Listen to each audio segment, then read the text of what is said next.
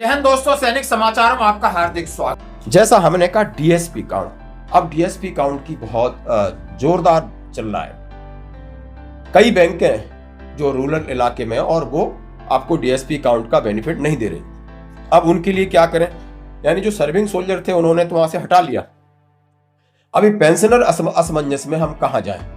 मेरी तरफ से एसबीआई ही एक बड़ा ऑप्शन है पेंशनर्स के लिए। अपना आपका पेंशन अकाउंट जॉइंट अकाउंट होना चाहिए, पहली शर्त, और वो आपका पेंशन अकाउंट आपका डीएसपी अकाउंट होना चाहिए, दूसरी शर्त।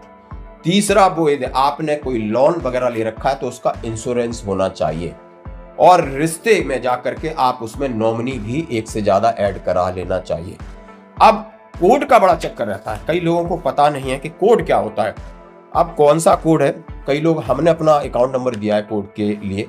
अब इसमें आप देख सकते हो salary package, account defence salary package, central armoured police salary package, Indian coast guard, सबके लिए अलग अलग उन्होंने दिया है। तो please refer the master circular number so and so at present concession of 25% platens validity. अब वो मैं सीधा बात आता हूँ कि प्रोडक्ट कोड और डिस्क्रिप्शन 10921441। अब ये है सर्विंग का गोल्ड 10921481, ये है डीएसपी पेंशन गोल्ड। पेंशनर का क्या है 10921481 कोड है।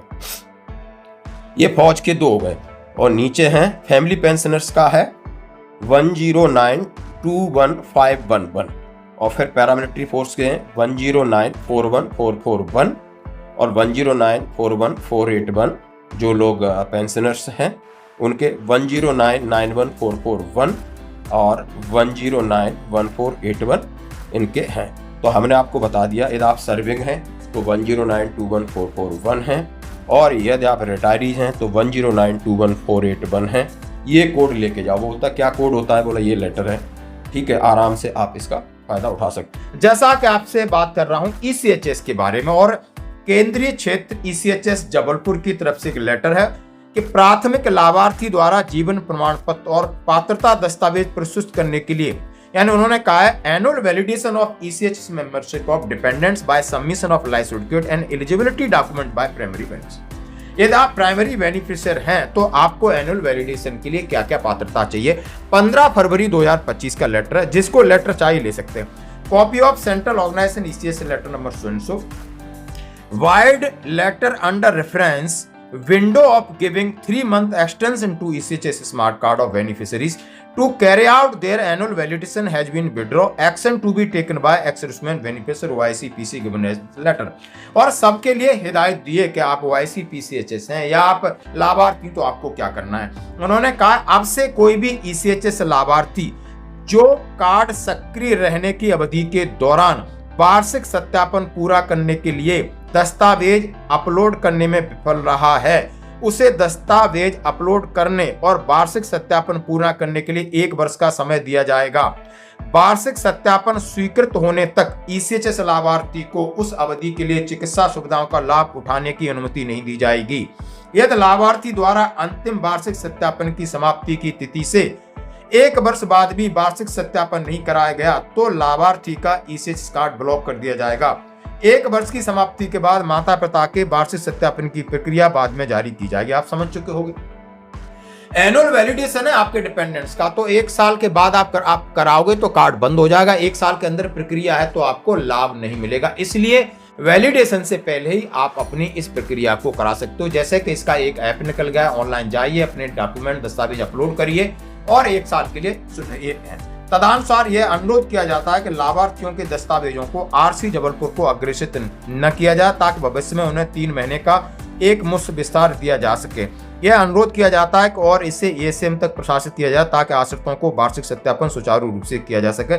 शिवेंद्र सिंह लेफ्टिनेंट कर्नल का ये लेटर है, आप ले सकते हो, देख सकते हो और समझ सकते हो कि इसमें क्या क्या। मैं बात करूंगा, एक लेटर है जो DIAB, अब आप समझ चुके होंगे कि आर्मी का एक वेलफेयर सेक्शन और DAB directorate of Indian veteran organisation, directorate of Indian army veterans organisation है।